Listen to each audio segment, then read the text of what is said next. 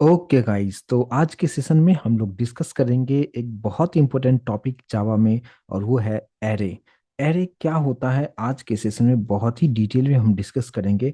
और सबसे पहले एरे को हम किस तरीके से डिफाइन कर सकते हैं, पहले उस पर हम डिस्कस करेंगे कि इसको आप किस तरीके से, आप इसका डेफिनेशन किस तरीके से दे सकते हैं। लेकिन उससे पहले एरे की ज़रूरत क्यों है उसे भी हमें समझना जरूरी है। तो सबसे पहले मैं आपके लिए यहाँ पे एक व्हाइट बोर्ड में यूज करूंगा एक्सप्लेन करने के लिए। और यहाँ पे एरे को समझने की कोशिश करते हैं कि क्या होता है एरे, और क्यों हमें एरे की जरूरत है। अगर आप किसी भी एक जावा में कुछ कोड लिखना चाहते हैं और कुछ एप्लीकेशन बनाना चाहते हैं, वहाँ पे एरे का बहुत इंपॉर्टेंट रोल एरे प्ले करता है। तो किस तरीके से होगा, देखिए जैसे अभी तक हम लोगों ने जो सीखा है कि आप कोई भी एक वेरिएबल डिक्लेयर करते हैं और उसमें आप एक वैल्यू को आप स्टोर करते हैं, राइट। कुछ इसी तरीके से अभी तक जो हमने सीखा है कि आप एक वेरिएबल में एक बार में सिर्फ एक ही वैल्यू को आप स्टोर कर सकते हैं। लेकिन जब आप आगे के सेशन को चीज़ों को समझेंगे और आपको जरूरत ऐसा होगा कि नहीं, आप चाहते हैं कि आप एक ही वेरिएबल में बहुत सारे वैल्यूज को स्टोर करना हो, तो हमें किस तरीके से करना चाहिए। मैं ये कहने की कोशिश कर रहा हूँ कि हमारे पास जो वेरिएबल का नाम है वो एक्स तो है, लेकिन यहाँ पे हमारे पास सिर्फ एक ही वैल्यू को हमने स्टोर किया है, जो कि मैं ये नहीं चाहता हूँ। मैं ये चाहता हूँ कि यहाँ पे 10 के अलावा भी बहुत सारे वैल्यूज आप स्टोर करना चाहें, तो उस केस में हमें एरे की जरूरत होती है। मैं उम्मीद करता हूँ इस चीज को समझ पा रहे होंगे कि अगर आप एक ही वेरिएबल में मल्टीपल वैल्यूज स्टोर करना हो, लेकिन सभी वैल्यू सेम टाइप का होना जरूरी है। जैसे यहाँ पे डिक्लेरेशन में मैंने क्या रखा है, इंटीजर x इक्वल्स टू 10 अगर मैं यूज करता हूँ, इसका मतलब क्या है कि हमें x में जितने चाहे उतने वैल्यू हम स्टोर कर सकते हैं, लेकिन सभी इंटीजर टाइप का ही वैल्यू होना चाहिए। तो उसका क्या सिंटेक्स है उसको हम देखते हैं। लेकिन एरे को अगर डिफाइन करना होगा होगा तो सिंपली आप क्या बोल सकते हो कि set of same type of values, simple कुछ इस तरीके से बोल सकते हैं, इन अ सिंगल वेरिएबल, राइट। तो ये इसको डिफाइन आप इस तरीके से कर सकते हैं और मीनिंगफुल है, इसको आप अच्छी तरीके से समझ में भी आया होगा कि मल्टीपल वैल्यूज तो होगा लेकिन सभी सेम टाइप का होगा। अगर आप उसमें एक इंटीजर टाइप की वैल्यू है तो सभी इंटीजर टाइप की वैल्यू होना चाहिए, कुछ इस तरीके से। तो इसको हम कैसे स्टोर करेंगे और एक ही वेरिएबल में किस तरीके से स्टोर किया जाएगा, इसका क्या सिंटैक्स है उसको हम समझते हैं। देखिए हमें क्या करना होता है, इंटीजर लिखा और वेरिएबल का नाम, और यहाँ पे स्क्वायर ब्रैकेट आपको देना है जो कि कंप्लीटली ब्लैंक होगा, इसमें हम कभी भी कुछ नहीं लिखेंगे। अगर आप सी और सी प्लस प्लस बैकग्राउंड से आते हैं तो यहाँ पे आपको साइज बताना होता है कि आप इसमें कितने वैल्यूज को स्टोर करेंगे, बट यहाँ पे जावा में हम साइज की बात करेंगे लेकिन आगे के सेशन में डिस्कस करेंगे। बट फिलहाल यहाँ पे जस्ट आपको लिखना है इंट एक्स और स्क्वायर ब्रैकेट आपको देते हुए इक्वल साइन देना है, और फिर यहाँ पे करली ब्रैकेट ओपन एंड क्लोज करना है, और इसमें आप जितनी वैल्यू आप देना चाहें कुछ इस तरीके से आप दे सकते हैं। जैसे मैंने यहाँ पे सिर्फ 5 वैल्यू को फिलहाल मैं यहाँ पे स्टोर करता हूँ, और फिर आप लास्ट में यहाँ पे सेमी कॉलन दे देंगे। तो यहाँ पे हमने ये देखा कि ये सिंटैक्स है। यहाँ पे 10 20 30 40 50 ये सभी एक ही टाइप की वैल्यू है, मतलब सभी के सभी इंटीजर टाइप की वैल्यू है, और इस इंटीजर टाइप की वैल्यू को आपने सिर्फ एक ही वेरिएबल एक्स में स्टोर आपने कर दिया है, राइट, कुछ इस तरीके से। तो अब अगर हम बात करें कि इस तरीके से अगर मैं यूज करूं अपनी प्रोग्रामिंग में तो किस तरीके से होगा, इसका इंटरनली इंटरनली जो है डेटा किस तरीके से स्टोर होता है, मेमोरी में किस तरीके से एलोकेट होता है, उसके बारे में भी डिस्कस करेंगे। बट पहले हम एक प्रोग्राम के थ्रू चीज़ों को समझते हैं और फिर वापस हम इस स्क्रीन पे आएंगे। तो सबसे पहले हम लोग अपना जो कोडिंग का जहाँ पे हम कर रहे हैं, नोटपैड प्लस प्लस के स्क्रीन पे हम आ जाते हैं। और यहाँ पे एक सिंपल सा हम सबसे पहले क्लास क्रिएट कर लेता हूँ, नाम दे दिया टेस्ट।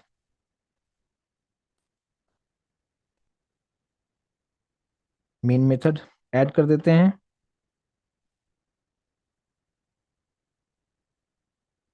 और इसी मेन मेथड के अंदर में हमें क्या करना होगा, जैसे मैंने अभी एग्जैक्टली जो आपको उधर जो लिख के बताया है बस उसी को यहाँ पे भी मैंने दे दिया है। 10 20 30 40 और 50 कॉमा से सेपरेट करते हुए आपको देना है।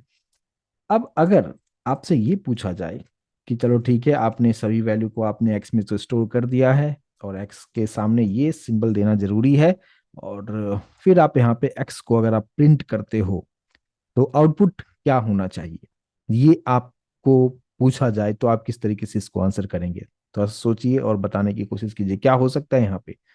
कि एक्स की वैल्यू हमने जो रखा है, एक्स एक एरे टाइप का वेरिएबल है जिसमें सभी वैल्यू को हमने स्टोर कर दिया है, और अगर मैं एक्स को प्रिंट करता हूँ तो आउटपुट हमें क्या मिलना चाहिए? सबसे पहले मैं इसको सेव कर लेता हूँ, और इसको मैं सेव कर लेता हूँ।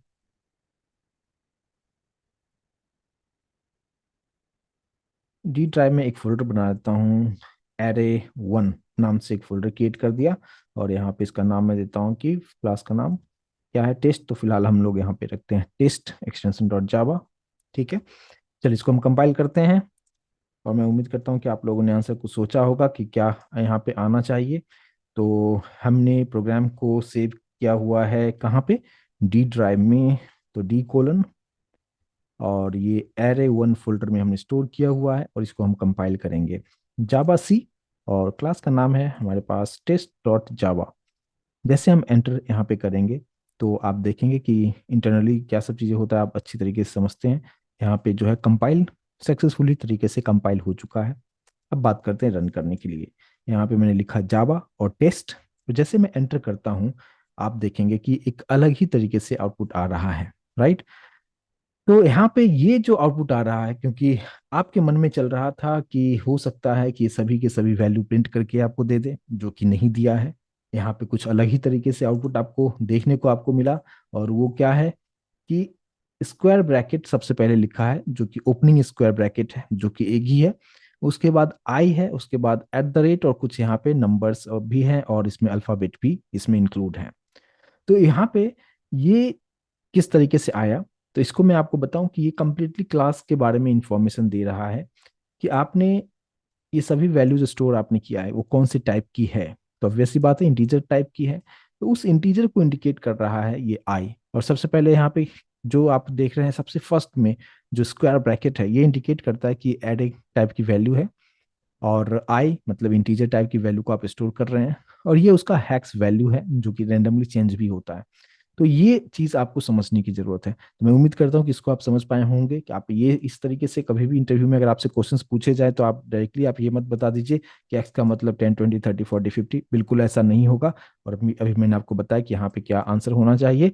तो ये कौन से ये एरे है, इंटीजर टाइप की वैल्यू को स्टोर किया है, उसके बाद कुछ हैक्स वैल्यू है जिसको वो प्रिंट करता है। तो ये चीज मैं उम्मीद करता हूँ कि इसको आप समझ पाए होंगे। तो ये एक पार्ट होता है। लेकिन फिर अगर आपसे फिर दूसरा सवाल इस तरीके से पूछा जा सकता है कि अगर इंटीजर है तब तो आई हमने यहाँ पे आ चुका है, लेकिन अगर यहाँ पे इंटीजर की जगह पे मान लीजिए कि आप डबल टाइप की वैल्यू को आप स्टोर करना चाहते हैं, तो जैसे मैंने यहाँ पे 10 पॉइंट कुछ इस तरीके से लिख दिया, पॉइंट में कुछ वैल्यू हमने दे दिया कुछ, ये सभी डबल टाइप की वैल्यू हो गया, राइट। और यहाँ पे हमने इस तरीके से रखा हुआ है, तो ये सभी डबल टाइप की वैल्यू है। यहाँ पे भी आपने डिक्लेरेशन कर दिया है, और अब आपको एक्स को प्रिंट करना होगा। तो फिर से ये आपको क्या बताएगा जब आप इसको कंपाइल करेंगे? कंपाइल करेंगे तो क्या बताएगा कि ये कौन पहले तो एरे का सिंबल जो है वो बताएगा। यानी जब आप इसको कंपाइल कीजिएगा आप देखिए कंपाइलेशन में कोई प्रॉब्लम नहीं है, ऑल ओके है। और जब आप रन करके देखेंगे तो आप देख सकते हैं, राइट। यहाँ पे क्या बता रहा है? स्क्वायर ब्रैकेट जो एरे को इंडिकेट करता है, डी फॉर डबल टाइप की वैल्यू को आपने स्टोर किया है, और ये जो है ये हैक्स वैल्यू है, जो कि यहाँ पे भी आप देखेंगे वही हैक्स वैल्यू था, जो यहाँ पे भी वही हैक्स वैल्यू है। तो ये सिस्टम टू सिस्टम चेंज भी होता है, बट उसकी एक अलग कहानी है। बट यहाँ पे मैं उम्मीद करता हूँ इस चीज को भी आप समझ पाए होंगे, राइट। तो ये इंटीजर हो गया, डबल हो गया। अगर सेम उसी तरीके से फ्लोट करेंगे, यहाँ पे फ्लोट करेंगे तो ऑब्वियस सी बात है कि फ्लोट वाला जो है उसी तरीके से आंसर आएगा। लेकिन यहाँ पे मैं थोड़ा सा चेंज करके यहाँ पे मैं रखता हूँ क्या, बुलियन। कि अगर आप बुलियन टाइप की वैल्यू को अगर आप स्टोर करना चाहते हो आप, जैसे कि मान लीजिए कि मैंने यहाँ पे बुलियन में क्या होता है, ट्रू होता है और फॉल्स होता है, तो कुछ इस तरीके से मैंने दे दिया। फिलहाल मैं यहाँ पे मान लो कि 4 वैल्यूज को हमने यहाँ पे स्टोर कर दिया। और अब यहाँ पे अगर एक्स को हम प्रिंट करेंगे तो क्या आना चाहिए, राइट। तो आपके मन में ये चल रहा होगा कि जिस तरीके से इंटीजर में आई कैपिटल होके आया था आउटपुट, अगर स्क्रीन आपको दिखाऊं तो यहाँ पे क्या था, यहाँ पे अगर आप देखेंगे तो उसी तरीके से आ रहा था ना कि इंटीजर था तो यहाँ पे कैपिटल में आई दिया, डबल था तो डबल डी आएगा, उसी तरीके से फ्लोट में भी करेंगे तो एफ कैपिटल में आएगा। लेकिन इस केस में इसलिए मैंने आपको बताया कि बुलियन में थोड़ा सा डिफरेंट आता है, और इसलिए मैंने आपको ये बताने की कोशिश किया। यहाँ पे मैंने इसको सेव नहीं किया था, इसलिए पहले वाला ही आउटपुट आ चुका है। सबसे पहले प्रोग्राम में जो भी आप चेंजेस आप करते हैं, सबसे पहले आपको सेव करना जरूरी होता है, और सेव करने के बाद फिर से इसे हमें कंपाइल करना चाहिए और फिर रन करेंगे। आप देख सकते हैं यहाँ पे स्क्वायर ब्रैकेट, उसके बाद फिर जेड, और फिर उसके बाद ये आपको हेक्स वैल्यू आपको दिखाता है।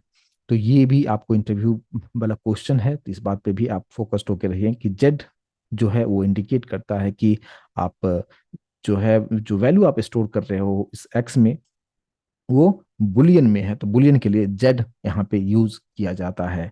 तो आई होप कि ये चीज क्लियर हो चुका होगा, और आप इस तरीके से मिस्टेक नहीं करेंगे कि यहाँ पे जितने भी वैल्यूज आपने स्टोर किया वो वैल्यू पे प्रिंट नहीं होता है। जस्ट उसके बारे में, क्लास के बारे में कंप्लीट इन्फॉर्मेशन देता है कि कौन से क्लास है, यानी कौन से टाइप की वैल्यू को आप स्टोर आप कर रहे हैं, और वो एरे का है, और उसके बाद हेक्स वैल्यू प्रिंट करके आपको दिखाता है।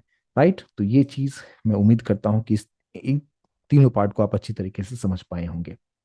अब बात करते हैं कि हमारे पास अगर जो भी वैल्यूज, अगर यहाँ पे कुछ जिस तरीके से पहले मैंने यहाँ पे यूज किया हुआ था कि इंटीजर हमारे पास में यहाँ पे हमने रखा था, और यहाँ पे हमने एक्स को प्रिंट कर दिया था। राइट, तो अब क्वेश्चन ये है कि अभी आपने देखा कि अगर आप यहाँ पे सिस्टम डॉट आउट में एक्स को प्रिंट करेंगे तो उसका आंसर कुछ अलग ही तरीके से आ रहा है। राइट, लेकिन अब आपके मन में ये चल रहा होगा कि अगर मुझे सभी के सभी वैल्यू को प्रिंट करना होगा तो हम प्रिंट कैसे कर सकते हैं। राइट, तो इसको समझने से पहले मैं थोड़ा सा व्हाइट बोर्ड पे इसका जो इंटरनली मेमोरी एलोकेशन होता है उस चीज को आपको समझाने की हम कोशिश करेंगे। तो हम वापस से व्हाइट बोर्ड पे आएंगे, और यहाँ पे जो कुछ भी मैंने लिखा है फिलहाल यहाँ से मैं क्लियर कर देता हूँ। और यहाँ पे अगर आप देखेंगे कि कुछ इस तरीके से हमने अभी डिक्लेरेशन किया है, लेकिन इस लाइन ऑफ कोड की वजह से इंटरनली कंप्यूटर के मेमोरी में क्या होता है इस चीज को आप समझिए। इंटरनली क्या होगा कि एक इस तरीके से मेमोरी एलोकेट होगा। कितना डेटा है, 1 2 3 4 5, इसका मतलब कुछ इस तरीके से,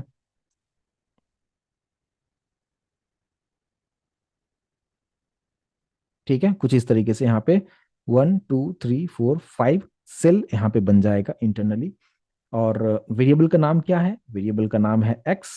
तो ये एक्स यहाँ पे आप देंगे, और ये एक्स जो है पॉइंट कर रहा है इस मेमोरी एलोकेशन पे। लेकिन यहाँ पे एक्स के पास सभी वैल्यू तो है, लेकिन एक्स के अलग अलग पोजीशन पे है, अलग अलग इंडेक्स पे है, और इंडेक्सिंग हमेशा प्रोग्रामिंग में स्टार्ट होता है जीरो से। यानी जो फर्स्ट सेल आप जो देख रहे हैं ये जीरोथ पोजीशन पे है, ये सेकंड वाला जो होगा ये 1 पोजीशन पे होगा, ये फिर 2, फिर ये 3, और फिर ये 4, कुछ इस तरीके से। ठीक है, और फिर आपने यहाँ पे जो भी वैल्यू आपने दिया है पोजीशन वाइज, यहाँ से जो 10 होगा ये 0 पोजीशन पे है, यानी एक्स के 0 पोजीशन पे 10 है, तो यहाँ पे 10 आएगा।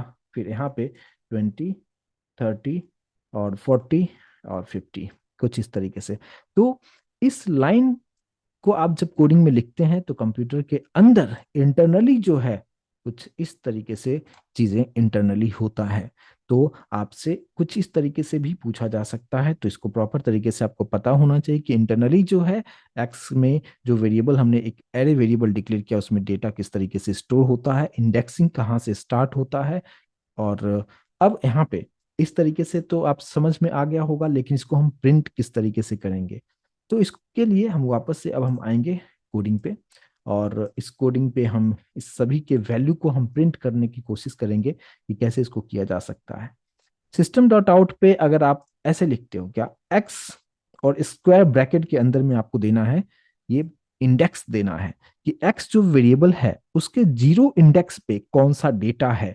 तो यहाँ पे 0 इंडेक्स पे क्या है, 0 इंडेक्स पे 10 है, तो ये 10 प्रिंट करके आपको दिखा देगा। इसको हम सेव करते हैं, और सेव करने के बाद अब मैं इसको आपको रन करके भी आपको दिखाता हूँ। और यहाँ पे सबसे पहले तो आप इसको कंपाइल कीजिए, और कंपाइलेशन में सब कुछ ठीक है, और जब आप यहाँ पे रन करेंगे आपको देखने को मिलेगा 10 आपको प्रिंट करके दिखा रहा है।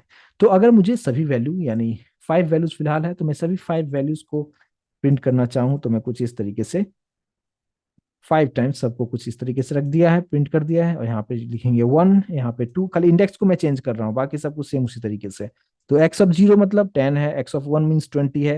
अभी मैंने आपको उधर व्हाइट बोर्ड पे भी एक्सप्लेन किया है, और इसको अगर मैं फिर से आपको रन करके आपको यहाँ पे दिखा दूं, यहाँ पे हमने कंपाइल किया और यहाँ पे हमने रन किया, 10 20 30 40 50 सभी वैल्यू आपको प्रॉपर तरीके से प्रिंट करके आपको यहाँ पे दिखाता है। तो कुछ इस तरीके से किया जा सकता है। लेकिन फिर आपके माइंड में ये भी चल रहा होगा कि ये तो चलो 5 वैल्यूज है, तब तो ठीक है, आप 5 टाइम्स आप प्रिंट कर सकते हैं। लेकिन अगर इसमें 5000 वैल्यूज हो जाए तो आप कितनी बार सिस्टम डॉट आउट प्रिंट लिखेंगे? तो वो तो एक स्मार्ट प्रोग्रामिंग जो होगा वो तो बिल्कुल नहीं होगा। स्मार्ट प्रोग्रामिंग का मतलब क्या, कम से कम कोड में आप मैक्सिमम आउटपुट किस तरीके से आप ले सकते हैं। और वहां पे आपको कुछ लॉजिक लगाना पड़ेगा, थोड़ा सा ब्रेन यूज करना पड़ेगा। तो उसके लिए हम क्या यूज करेंगे? अलग अलग तरीके हैं। लेकिन सबसे पहले सबसे इजीएस्ट तरीका मैं आपको बताऊंगा कि अगर हमारे पास बहुत सारे वैल्यूज हो तो उसको हम इस तरीके से बिल्कुल भी नहीं करेंगे। तो कैसे करेंगे उसको समझते हैं। यहाँ पे मैंने फिलहाल क्या किया, सभी को मैं यहाँ से रिमूव कर देता हूँ।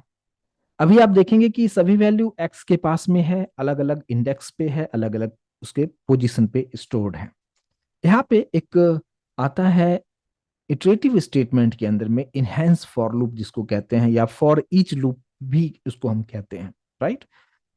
तो यहाँ पे हम एक फॉर लूप लगाएंगे, लेकिन ये नॉर्मल फॉर लूप की तरह नहीं होगा, थोड़ा सा अलग होगा, क्योंकि इसका नाम मैंने क्या बताया, इनहेंस्ड फॉर लूप, या इसको फॉर ईच लूप भी कहते हैं। फॉर लूप लगाया। यहाँ पे हमें टारगेट क्या करना है कि सभी जो डेटा हमने स्टोर किया है यहाँ पे कौन से टाइप की है, वो इंटीजर टाइप की है। तो मैं एक एडिशनल, एक एक्स्ट्रा वेरिएबल डिक्लेयर कर लिया इंटीजर वाई। बहुत आराम से समझिएगा, एक मैंने एक्स्ट्रा वेरिएबल डिक्लेयर कर लिया इंटीजर वाई। इसके बाद आपको कोलन देना है, कोलन इज द सिंटेक्स का ये पार्ट है। और फिर यहाँ पे आपको देना है एक्स। और फिर यहाँ पे जो फॉर लूप के बाद नीचे आने के बाद आपको curly bracket open and close करना है। अब इसका मतलब क्या होगा, ये कोलन का काम क्या है इसको समझिए। एक्स के पास सभी वैल्यू है, आप जानते हैं एक्स के अलग अलग पोजीशन पे सभी वैल्यू है। तो एक्स का जो फर्स्ट पोजीशन है, यानी फर्स्ट पोजीशन मतलब जीरो पोजीशन पे जो वैल्यू है जो कि है 10, सबसे पहले वो वाई को असाइन हो जाएगा। और फिर आप अगर आप यहाँ पे प्रिंट करते हो इसको, वाई को आपको प्रिंट करना है, ना कि एक्स को।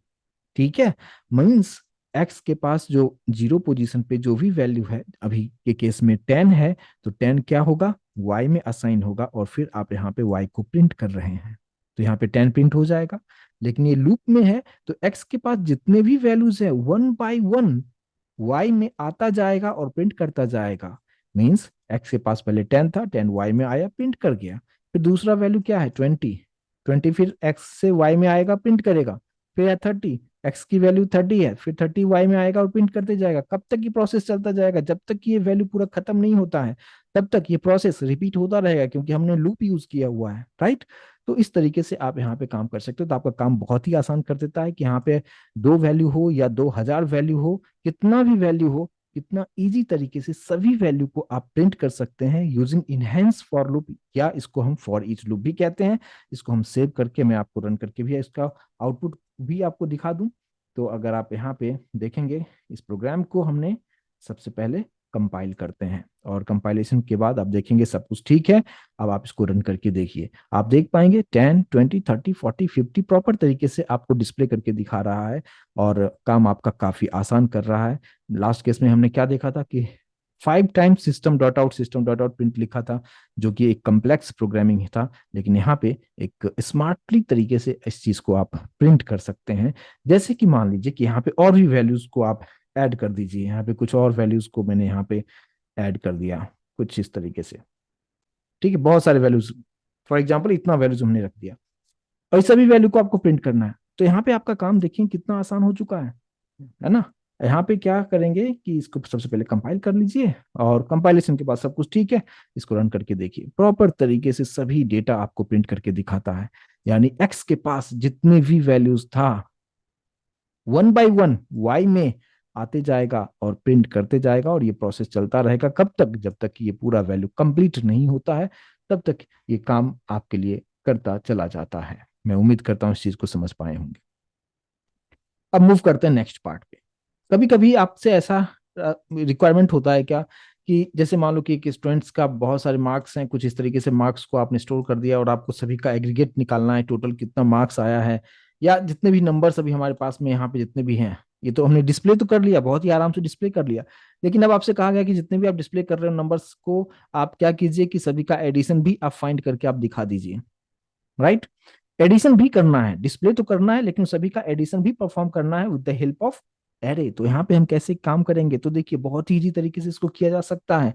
मैंने क्या किया, एक एडिशनल वेरिएबल डिक्लेयर कर लिया, सम नाम का, नाम कुछ भी दे सकते हैं, और सम को मैंने इनिशियलाइज कर दिया है, जीरो से मैंने इनिशियलाइज कर दिया है।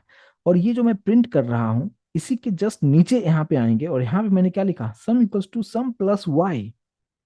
और फिर हम इस लूप के बाहर निकलेंगे, और यहाँ पे हमने प्रिंट कर देंगे क्या, कि सम इज, कॉन्केट करते हुए सम को प्रिंट कर दीजिए। अब यहाँ पे क्या हो रहा है इसको समझिए आप। अभी आपने इतना चीज तो समझ में आ गया कि एक्स की वैल्यू 1/1 वाई में आ रहा है, और प्रिंट कर दिया, ये स्टेटमेंट आप समझ में आ रहा है अभी। तो हम एक बार, हम इसको एक कंप्लीट एक स्टेटमेंट के थ्रू इसका फ्लो ऑफ एग्जीक्यूशन को मैं आपको एक्सप्लेन करके दिखाता हूं। कि अगर आप देखेंगे कि सम की वैल्यू कितना है, फिलहाल जीरो है, हमने इनिशियलाइज करके रखा है कि सम अभी जीरो है। यहाँ पे सभी वैल्यू एक्स में जाके स्टोर हो चुका है अलग अलग पोजीशन पे। फर्स्ट पोजीशन की बात करें तो फर्स्ट पोजीशन मतलब जीरो, जीरो पोजीशन पे 10 है, ये जो 10 है किस में आएगा, वाई में, और वाई प्रिंट कर दिया, यानी 10 प्रिंट हो चुका है। अब यहाँ पे क्या होगा, नेक्स्ट स्टेप इसके बाद, अब यहाँ पे क्या होगा कि sum equals to sum plus Y. तो सम पहले से कितना है, जीरो है, मैंने यहाँ पे लिख भी दिया है जीरो है, क्योंकि यहाँ पे सम की वैल्यू मतलब जीरो है, और प्लस वाई। तो जीरो प्लस वाई तो कितना हो जाएगा, जीरो प्लस वाई की वैल्यू अभी इस, अभी के केस में कितना होगा, 10। तो सम अभी कितना हो जाएगा, 10 हो जाएगा। तो सम पहले जो जीरो था अब कितना हो जाएगा यहाँ पे, 10 हो जाएगा। ठीक है, फिर ऊपर जाएगा प्रोसेस, ये जो लूप किस तरीके से चलता है, ये यहाँ तक होने के बाद फिर से वो वापस ऊपर जाएगा। तो एक्स के पास अब दूसरा वैल्यू कितना लेगा, वो 20 लेगा। तो 20 जो होगा फिर वाई में जाएगा, 20 को प्रिंट कर दिया। अब यहाँ पे फिर से करेगा sum equals to sum plus, क्या, सम प्लस वाई। तो अब सम कितना हो चुका है, सम जो है अब वो 10 हो चुका है, और पहले का सम जो था 10 था, और अब दूसरा जो वैल्यू है वो कितना है, 20। तो अब कितना हो जाएगा, 30। और ये प्रोसेस रिपीट होता जाएगा, और सभी वैल्यू 1/1 ऐड होता चला जाएगा। तो इसलिए आपको यहाँ पे जस्ट मैंने आपको बताया कि किस तरीके से काम करना है, बट आपको फॉर्मूला कुछ इस तरीके से, sum equals to sum plus Y करना है, और ये प्रोसेस इंटरनली चलता जाएगा, और आपको सभी का सम प्रिंट करके दिखा देगा। अब यहाँ पे अगर आप देखेंगे कि इसको हमने कंपाइल किया, और कंपाइल करने के बाद सब ठीक है, अब रन करके देखिए, सभी वैल्यू भी आपको प्रिंट करके दिखा रहा है, प्लस साथ में आपको सभी का एडिशन भी 370 भी आपको दिखा रहा है। तो ये आप कुछ इस तरीके से इसका यूज कर सकते हैं, और कितना भी एन नंबर ऑफ वैल्यूज आप इसमें ले सकते हैं, सभी का एडिशन कुछ इस तरीके से करके आपको दिखा देगा। राइट, तो मैं उम्मीद करता हूँ इस चीज को आप समझ पाए होंगे। लूप का मतलब ही होता है कि स्टेप बाय स्टेप, यानी एक्स की वैल्यू वाई में आया, यहाँ पे वाई को प्रिंट किया, और ये कैलकुलेशंस होगा, और वापस प्रोसेस रिपीट होता रहेगा। कब तक रिपीट होता रहेगा ये प्रोसेस, लूप में कब तक रहेगा, जब तक ये लास्ट वैल्यू तक का कैलकुलेशन नहीं हो जाता है, तब तक। जैसे वैल्यू खत्म, उसके बाद ये प्रोग्राम टर्मिनेट हो जाएगा, यानी ये स्टेटमेंट कंप्लीट टर्मिनेट होगा, और इसके बाहर आके सम को प्रिंट करके आपको दिखा देता है। राइट, लेकिन अगर इसी स्टेटमेंट को आप इसके अंदर ही कर दो, तो सम जो आपको प्रिंट करते हुए दिखाएगा, मतलब पहले आपको 10 दिखाएगा, फिर कितना हो जाएगा, 10, जीरो प्लस 10, फिर 10 हो जाएगा। अभी आप देखो आउटपुट, आपको देखोगे आपको समझ में आ जाएगा, वो साथ साथ कैलकुलेशंस को भी करते हुए और प्रिंट करते हुए दिखा दे जाएगा। आप देख सकते हैं यहाँ पे, देखो अभी आप 10 जो है वो वैल्यू दिखाएगी, जीरो पोजीशन पे 10 है, लेकिन सम कितना हुआ उस केस में, तो 0 + 10 दैट इज 10।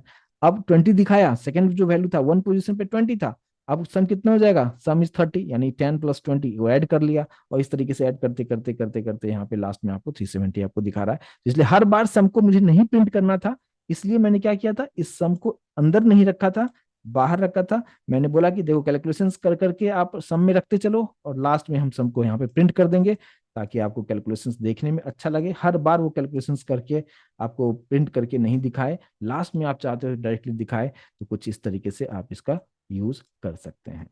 तो ये चीज मैं उम्मीद करूंगा कि इस चीज को आप अच्छी तरीके से आप समझ पाए होंगे। राइट, क्लियर है। ओके, तो अब हम मूव करते हैं नेक्स्ट पार्ट पे। नेक्स्ट पार्ट में हम क्या देखेंगे कि जैसे कि मान लीजिए, अब ये सब चीजों को भी फिलहाल यहाँ से मैं निकाल देता हूँ, और सिंपल सा कुछ इस तरीके से रखते हैं हम। देखिए, अगर मैं यहाँ से पे आपसे एक सवाल कर सकते हैं क्या, कि अगर मैं यहाँ पे कुछ ऐसे लिखता हूँ, लेंथ, ठीक है, एक्स डॉट लेंथ मेथड, एक इनबिल्ट मेथड होता है, राइट। ये लेंथ मेथड क्या आंसर आपको दे सकता है? तो आप सोचेंगे कि लेंथ का मतलब क्या, कि एक्स के पास जितने भी वैल्यूज होगा ये आपको प्रिंट करके दिखा देगा। मैं थोड़ा सा वैल्यू कम रखता हूँ ताकि आप प्रॉपर तरीके से काउंट कर सकें। तो यहाँ पे कितना है, टोटल 5 वैल्यूज है, राइट। तो आपके मन में चल रहा होगा कि इसका आंसर 5 होना चाहिए, क्योंकि यहाँ पे जो एक्स जो एक एरे वेरिएबल है जिसमें 5 वैल्यूज है, तो उसी का लेंथ की हम बात कर रहे हैं। लेकिन जब भी आप इसको आप रन करेंगे, तो आपको एक्सपेक्टेड आउटपुट जो आपके मन में चल रहा है कि इसका आउटपुट हमें 5 आना चाहिए, वो नहीं आएगा, राइट। कैसे नहीं आएगा, सबसे पहले मैं आपको यहाँ पे कंपाइल करके हम आपको दिखाएं। यहाँ पे जब हमने इसको कंपाइल किया, आप देख पाएंगे क्या दिखा रहा है। यहाँ पे देखिए, टेस्ट डॉट जावा फाइल का नाम, लाइन नंबर 9 में एरर कैन नॉट, क्या दिखा रहा है, कैन नॉट फाइंड सिंबल। यानी ये जो लेंथ वाला जो पार्ट आपने लिखा ना, लेंथ मेथड, ये फाइंड नहीं कर पा रहा है, ठीक है। तो यहाँ पे एरे के केस में जब भी एरे का लेंथ आपको फाइंड करना हो कि एक सर्टेन एक पर्टिकुलर वेरिएबल में कितने वैल्यूज को आपने स्टोर किया है, अगर आपको ये काउंट करना होगा, लेंथ तो यूज होगा, बट ये जो मेथड साइन है ये यहाँ पे यूज नहीं होता है। तो ये आपको कंफ्यूज करने के लिए क्वेश्चंस आपसे इंटरव्यू में इस तरीके से पूछे जाते हैं, तो इस बात पे ध्यान दीजिए। लेकिन स्ट्रिंग टॉपिक है जो आगे के सेशन में हम डिस्कस करेंगे, वहां पे अगर आपको लेंथ फाइंड करना होता है तो वहां पे हम लेंथ मेथड यूज किया जाता है, ये आपको ब्रैकेट साइन वहां पे ऐड करना पड़ता है। लेकिन एरे के केस में यहाँ पे जस्ट आपको लेंथ लिखना होता है, कि एक्स डॉट लेंथ आप लिखेंगे, ये आपको सभी का काउंट करके दे देगा। तो यहाँ पे ब्रैकेट जो साइन था, जो कि मेथड साइन को इंडिकेट करता है, मेथड टर्म को इंडिकेट करता है, वो चीज यहाँ पे आपको नहीं यूज करना है, वो एरे में यूज नहीं होगा, वो स्ट्रिंग टॉपिक में हम उसका यूज हम करते हैं। तो यहाँ पे फिलहाल मैंने इसको सेव किया, और अब हम इसको रन करके देखते हैं कि ये प्रॉपर तरीके से काम कर रहा है या नहीं कर रहा है। तो सबसे पहले इसको हम कंपाइल करके देख लें। तो अभी आप देखेंगे यहाँ पे कोई भी कंपाइल टाइम में कोई एरर नहीं आया है, और रन करके आप देखेंगे तो यहाँ पे आपको 5 आपको प्रॉपर तरीके से दिखा रहा है। तो इस चीज पे भी आप फोकस्ड होके आपको रहना है कि कहाँ पे आपको किस तरीके से ट्रिकी क्वेश्चंस पूछा जा सकता है, राइट। तो यहाँ पे लेंथ और लेंथ मेथड दोनों अलग अलग चीजें हैं, तो एरे में हम लेंथ यूज करेंगे। आई होप कि इस चीज को क्लियर तरीके से आप समझ पाए होंगे। चलिए, तो ये एक तरीका हो गया कि एरे का डिक्लेरेशन हम जावा में कुछ इस तरीके से कर सकते हैं कि आप डेटा टाइप आपने लिखा, और यहाँ पे एक्स, और ये स्क्वायर ब्रैकेट देना है। अच्छा, ये जो स्क्वायर ब्रैकेट है, ये आप इसको कुछ इस तरीके से भी आप लिख सकते हैं, ये भी एक वैलिड है, कोई प्रॉब्लम नहीं होगा, ठीक है। तो कभी आपको ऐसा भी दिखे तो आपको बिल्कुल भी आप टेंशन मत लीजिएगा, क्योंकि ये भी एक वैलिड सिंटेक्स है, प्रॉपर तरीके से काम करता है। कभी कभी ये जो स्क्वायर ब्रैकेट है, ये यहाँ पे नहीं होके इंट के जस्ट बाद भी ऐसा भी होगा, तो भी कोई प्रॉब्लम नहीं है, आपको समझ में आ जाएगा। अच्छा, इंटीजर है, अच्छा एरे टाइप, ये इससे समझ में आ जाएगा कि एरे टाइप की वैल्यू को, यानी मल्टीपल वैल्यूज को स्टोर करना है, किस में, एक्स में स्टोर करना है। तो आप इस तरीके से भी इसको आप कभी आप देखेंगे इंटरव्यू में, अगर दिया जाता है तो आप इस तरीके से भी आंसर देने के लिए तैयार रहें कि यस, ये सभी वैलिड सिंटेक्स है। यानी एक्स के जस्ट बाद भी स्क्वायर ब्रैकेट है तो ओके है, एक्स के जस्ट पहले भी अगर स्क्वायर ब्रैकेट है तो भी ओके है, और इनके जस्ट बाद भी अगर है तो भी कोई प्रॉब्लम नहीं होगा। और इसको मैं कंपाइल करके भी आपको दिखा दूं, तो प्रॉपर तरीके से हमें यहाँ पे आंसर आपको देखने को मिलेगा, आप देख सकते हैं, राइट। तो ये अलग अलग तरीका जो था कि आप किस तरीके से डिक्लेरेशन कर सकते हैं। अब यहाँ पे एक न्यू तरीके से भी डिक्लेरेशन किया जाता है जावा में एरे के लिए, और वो क्या होता है देखिए। अभी हमने ये देखा, लेकिन इस स्क्वायर ब्रैकेट में कभी भी वैल्यू नहीं डालिएगा, इस बात पे ध्यान रखिए। कुछ भी अगर आप सोचेंगे कि यहाँ पे 5 है तो हम यहाँ पे डाल देते हैं 5, नहीं, इस तरीके से बिल्कुल नहीं कर सकते हैं। तो देखिए, इसका एडवांटेज ये है कि आप इसमें एन नंबर जितना चाहो उतना वैल्यू आप स्टोर कर सकते हो, कोई लिमिटेशन नहीं है, आप जितनी मर्जी उतनी वैल्यू डाल दो आप। लेकिन अगर आपको इस तरीके से काम करना है कि हमें एक सर्टेन फिक्स इतना ही वैल्यू को स्टोर करना है, यानी साइज ऑफ एरे भी आप देना चाहते हैं, तो आपको किस तरीके से काम करना होगा। तो आपको यहाँ पे क्या करना होगा, देखिए, इस तरीके से आपको यहाँ पे आपने लिखा, और इसके बाद आपको न्यू यूज करना है मेमोरी एलोकेशंस के लिए, न्यू कीवर्ड आपको यूज करना है। फिर से आपको लिखना है इंटीजर, और फिर स्क्वायर ब्रैकेट देना है, लास्ट में सेमी कॉलन, और इस स्क्वायर ब्रैकेट को खाली नहीं छोड़ना है। और यहाँ पे आपको बताना है कि कितना एलिमेंट आप इस पर्टिकुलर एरे में स्टोर करेंगे, यानी इस पर्टिकुलर एक्स जो वेरिएबल हमारे पास में है, इसमें कितना वैल्यू को आप स्टोर करेंगे, आप वो चीज आपको कंपलसरी तौर पे बताना पड़ेगा। तो इस केस में आपने एकदम फिक्स कर दिया कि देखो, मुझे इंटीजर टाइप की वैल्यू को स्टोर करना है, एक्स में स्टोर करना है, लेकिन मुझे उसमें सिर्फ और सिर्फ 3 ही एलिमेंट को स्टोर करना है, ना उससे ज्यादा ना उससे कम, कुछ इस तरीके से आपने यहाँ पे बोल दिया है, ठीक है। अब अगर यहाँ पे आपसे हम पूछें कि एक्स डॉट लेंथ कितना होगा, तो क्या आपके मन में क्या आंसर होना चाहिए? तो यहाँ पे आंसर कि ये लिखने का मतलब है कि इसके लेंथ को ही इंडिकेट करता है कि इस एरे में 3 डेटा को स्टोर करने के लिए मेमोरी एलोकेशन होगा। तो यहाँ पे कोई एरर नहीं आएगा अगर हमने एक्स डॉट लेंथ की बात करें। हम भले ही अभी हमने इसमें कोई डेटा को स्टोर नहीं किया है, लेकिन लेंथ ये कंपलसरी तौर पे बताएगा 3, मतलब 3 मेमोरी एलोकेशंस तो होगा। इस लाइन ऑफ कोड की वजह से क्या होगा, कंप्यूटर के अंदर में भी 3 सेल बनेंगे, 0 1 2, right. 0 index, 1 index and 2 index पे वहां पे डेटा जाएगा, बट उसके अंदर कोई डेटा हमने रखा नहीं है, बट जगह तो उसके लिए है। तो यहाँ पे भी इसका जो आंसर आपको मिलेगा वो 3 आंसर डेफिनेटली यहाँ पे आपको देखने को मिलेगा। तो इसको मैंने जैसे कंपाइल किया और हमने रन किया, आप देख पाएंगे आंसर आपको प्रॉपर तरीके से 3 दिखा रहा है। तो इस चीज को समझने की जरूरत है कि आप यहाँ पे वैल्यू स्टोर करो या नहीं करो, यहाँ पे आपने जो भी साइज आपने फिक्स कर दिया है वो उसका लेंथ डेफिनेटली आपको बताएगा। अब नेक्स्ट और बहुत इंपॉर्टेंट पॉइंट पे हम आ चुके हैं कि क्या अभी हमने वैल्यू तो दिया नहीं है, लेकिन अगर मैं लेंथ, अभी आपको समझ में आ गया, लेंथ की जगह पे मैं ऐसा लिखता हूँ x(0). क्या सोच रहे हैं आप? आपके मन में क्या चल रहा है कि इसकी जगह पे आउटपुट क्या होना चाहिए? x(0) मीन्स क्या, यानी x के 0 पोजीशन पे कौन सा डेटा है, जबकि हमने तो इसमें कोई डेटा स्टोर ही नहीं किया है। तो इसका डेटा क्या होगा, यानी इस पोजीशन पे कौन सा डेटा को दिखाएगा? यहाँ पे एरर आएगा या कुछ उसका डिफॉल्ट वैल्यू लेगा, क्या हो सकता है? तो यहाँ पे आप जब भी एरे की बात हम करते हैं और आपने कुछ इस तरीके से मेमोरी एलोकेट जब भी आप करते हैं, तो बाय डिफॉल्ट उस एलोकेशन पे, उस मेमोरी लोकेशन पे डिफॉल्ट वैल्यू होता ही होता है। इस चीज को आपको समझने की जरूरत है। तो मैं थोड़ा सा आपको इसको थोड़ा सा एक्सप्लेन करने के लिए मैं व्हाइट बोर्ड यहाँ पे यूज करते हुए मैं चीजों को एक्सप्लेन करूंगा। देखिए यहाँ पे जब आप ये लिखते हो, आप जब आप ये लिखते हैं तो इसका मतलब क्या, कंप्यूटर के अंदर में कुछ इस तरीके से 3 सेल बन जाएगा, राइट। यहाँ पे 1 2 3 सेल बन चुका है। इंडेक्सिंग आप जानते हैं अच्छी तरीके से, ये हो गया 0, ये 1 और ये 2 हो चुका है। और ये वेरिएबल का नाम x है जो कि इसकी तरफ, इस मेमोरी एलोकेशन की तरफ पॉइंट कर रहा है। अगर हमने इसमें कोई भी वैल्यू नहीं देते हैं, इसका मतलब क्या, उसके अंदर बाय डिफॉल्ट 0 होता ही होता है। इस चीज को समझने की जरूरत है, राइट। तो ये आप मत बोलिए नल हो जाएगा या एरर आएगा, नहीं। आप जब भी डिक्लेरेशन करते हैं इंटरनली डिफॉल्ट वैल्यू यहाँ पे आ जाएगा, ठीक है। तो इस चीज को क्लियर हो गया होगा। तो हम इसको रन करके भी देखें कि इस तरीके से अगर आउटपुट हमें क्या मिलेगा। तो इस केस में आउटपुट क्या होना चाहिए, तो डेफिनेटली आपके मन में जो आंसर है कि यहाँ पे हमने कोई रखा नहीं है, तो एक्स के 0 पोजीशन पे क्या है, 0 है। इसको हम सेव करते हैं और सेव करने के बाद यहाँ पे इसको हम कंपाइल करके देख लें और सब कुछ ठीक है, और आपको यहाँ पे 0 आंसर प्रॉपर तरीके से दिखा रहा है, राइट। तो डिफॉल्ट वैल्यू समझ में आ गया होगा कि 0 यहाँ पे दिखाएगा। और सेम उसी तरीके से मैंने तीनों पोजीशन था हमारे पास में, तो यहाँ पे 1 और यहाँ पे मैंने 2 रख दिया, 0 1 2 हमने रख दिया है। यानी 3 मेमोरी एलोकेशन था, तीनों पे हमने कुछ वैल्यू रखा नहीं, लेकिन मैं तीनों को प्रिंट करके देखना चाहता हूँ कि उस पोजीशन पे कौन सा डेटा है। तो आपने देखा कि तीनों पे बाय डिफॉल्ट जो है वो हमें 0 0 एंड 0 प्रिंट करके दिखाता है। क्लियर होगा यहाँ तक, राइट। अब इसी में एक और इंपॉर्टेंट क्वेश्चन इसमें आपसे पूछा जा सकता है कि अगर यहाँ पे एक और पूछ दिया गया कि थर्ड पोजीशन पे कौन सा डेटा है, फिर आपका आंसर क्या होना चाहिए यहाँ पे। इसको भी थोड़ा सोचने की जरूरत है, राइट। कि ये तो ठीक है, ये सभी 0 0 हो चुका है, लेकिन x(3) पे क्या हो सकता है। लेकिन मैंने भी आपको जस्ट एक्सप्लेन किया कि आपने अगर 3 की बात किया है तो उसमें 3 ही मेमोरी एलोकेट होगा, फोर्थ वन की कोई तो गुंजाइश ही नहीं है। लेकिन आप सोच रहे हो कि x(3) पोजीशन पे कौन सा डेटा है, लेकिन आप जानते हैं कि थर्ड पोजीशन तो यहाँ पे है ही नहीं इस केस के लिए।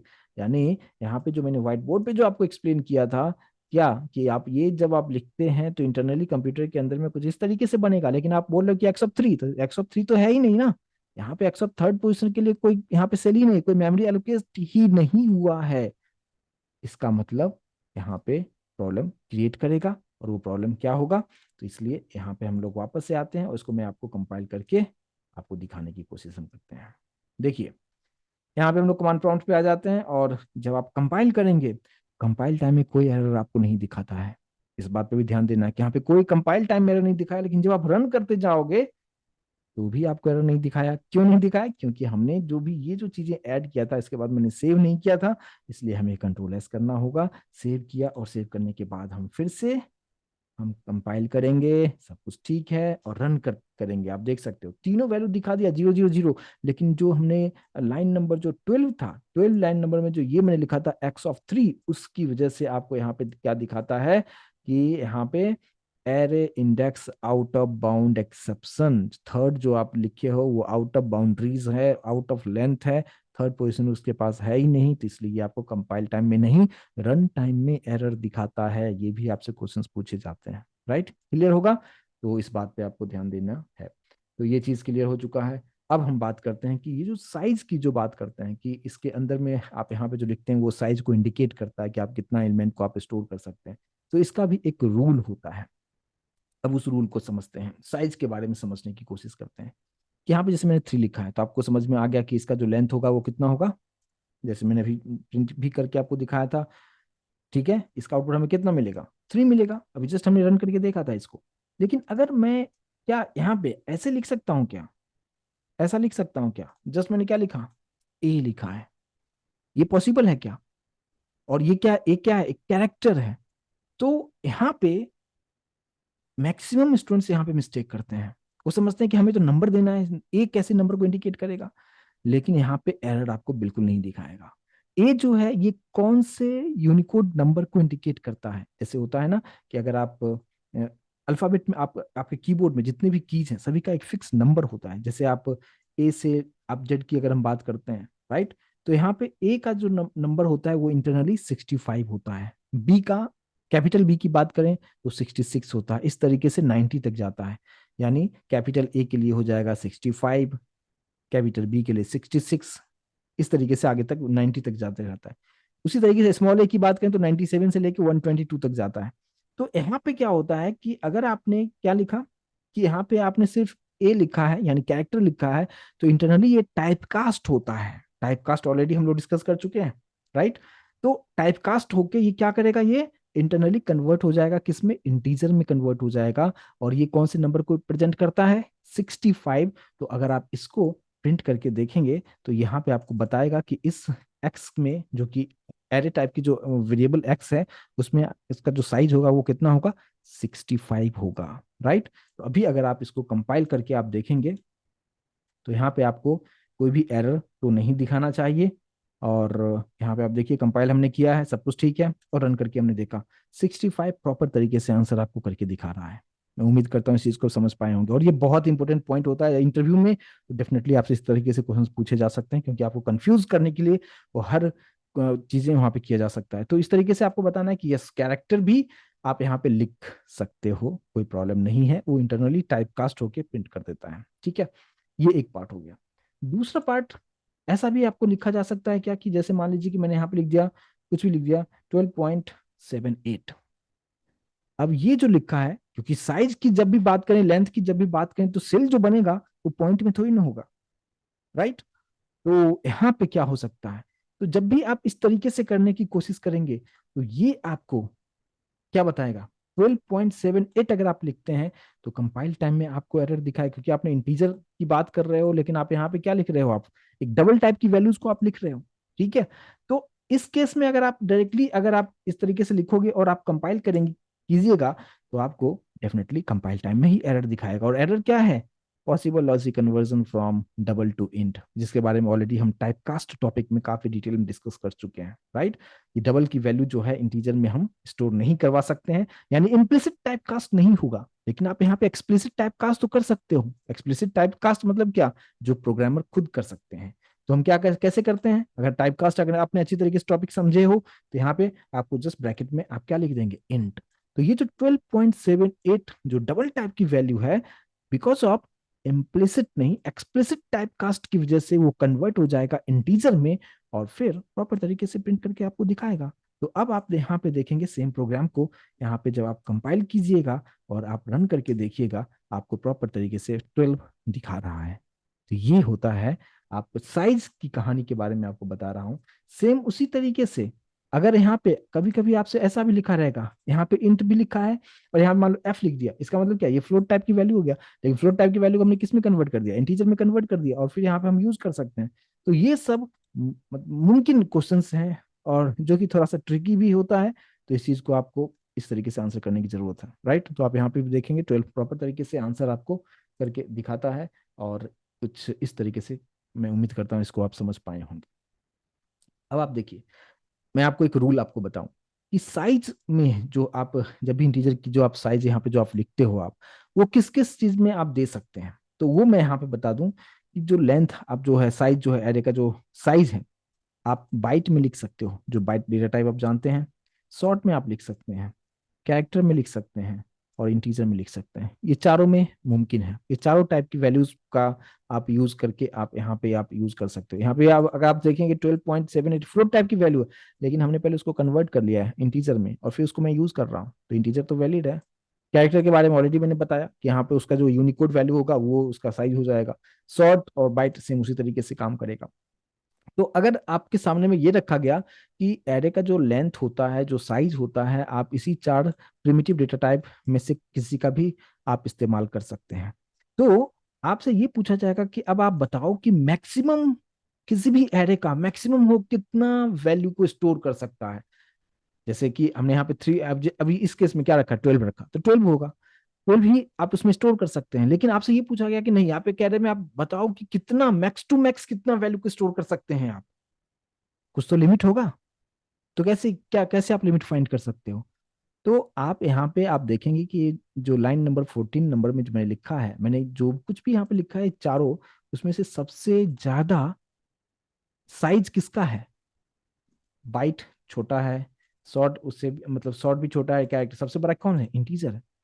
तो इंटीजर का मैक्सिमम जो वैल्यू होता है वो कितना होता है, और वही एरे का मैक्सिमम साइज होता है, राइट। तो अगर आपने डेटा टाइप का कंसेप्ट मतलब बड़ा जो टॉपिक आपने अच्छी तरीके से अगर सीखा होगा, तो आप इंटीजर का मैक्स वैल्यू कितना होता है वो यहाँ पे आप लिख सकते हो कि यस, किसी भी एरे का जावा में मैक्सिमम वैल्यू जो होता है, इंटीजर का जो मैक्स वैल्यू होता है वही उसका मैक्सिमम साइज होता है। तो ये कितना होता है, मैं यहाँ पे आपको लिख देता हूँ, 2147, फिर आता है 483647। ये होता है इंटीजर का मैक्सिमम वैल्यू। अगर आपने डेटा टाइप वाला कंसेप्ट सीखा होगा तो उसमें ऑलरेडी मैं डिस्कस कर चुका हूँ, और ये कैसे इतना वैल्यू आता है उसके बारे में भी काफी डिटेल में हम डिस्कस कर चुके हैं। तो ये चीजें यहाँ तक क्लियर हो गया होगा। और अब यहाँ पे अगर आप अब इसका लेंथ अगर आप फाइंड करके आप देखेंगे तो आउटपुट हमें क्या मिलना चाहिए।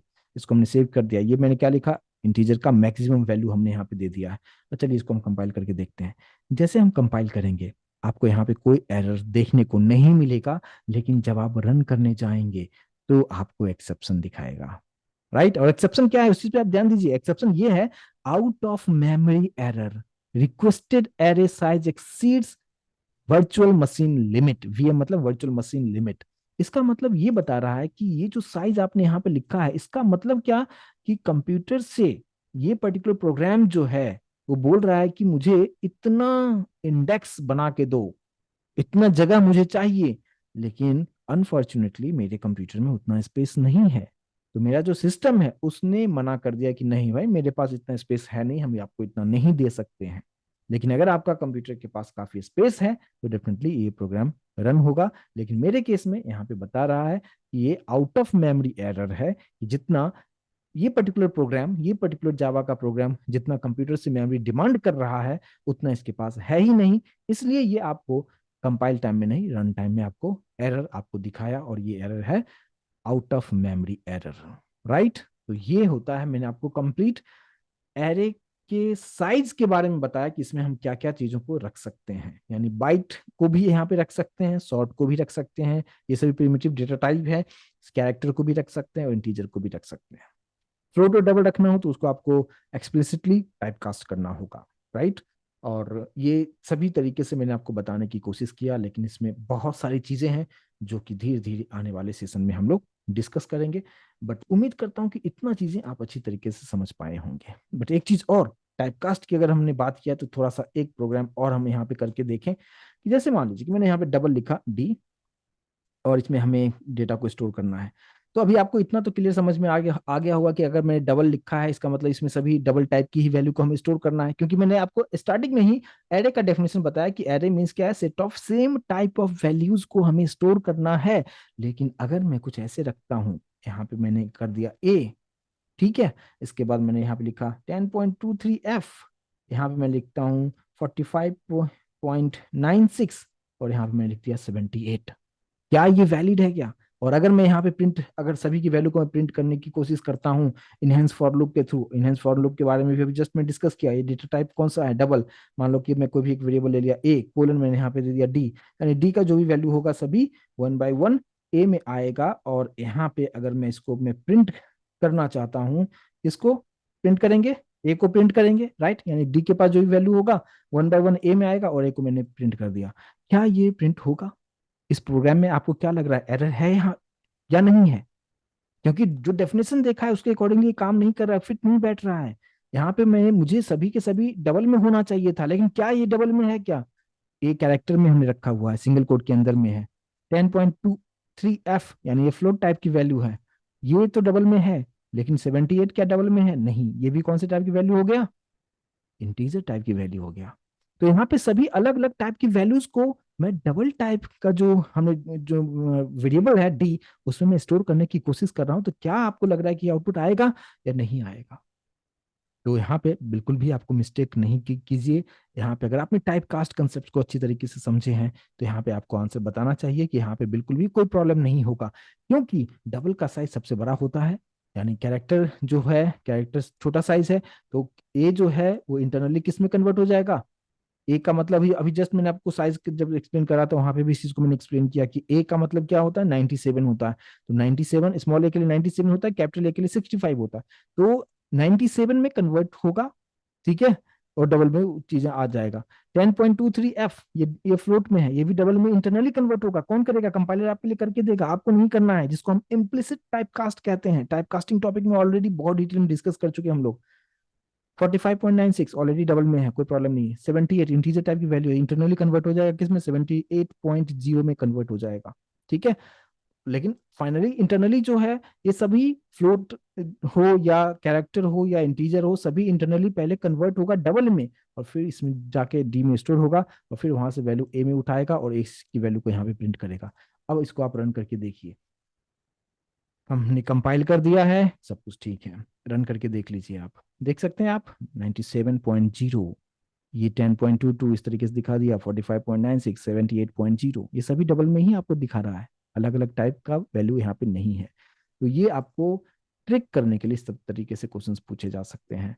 तो आपको ये चीज, मैं उम्मीद करता हूँ कि ये एरे का पार्ट वन आपको समझ में आया होगा, जहाँ पे मैंने आपको एक इंट्रोडक्शन पार्ट आपको बताया कि एरे क्या होता है, किस तरीके से इसमें डेटा को स्टोर करते हैं, साइज किस तरीके से होता है, उसको डिक्लेरेशन किस तरीके से किया जा सकता है, ये जो स्क्वायर ब्रैकेट है ये कहाँ कहाँ पे रखा जा सकता है, सभी वैल्यू को प्रिंट करने का क्या तरीका है, इसके पास कोई वैल्यू नहीं है फिर भी अगर आप प्रिंट करना चाहते हैं तो डिफॉल्ट वैल्यू जीरो होता है, आउट ऑफ मेमोरी किस तरीके से होता है, वो हर तरीके का जो भी पॉसिबिलिटीज था मैंने बताने की कोशिश किया है।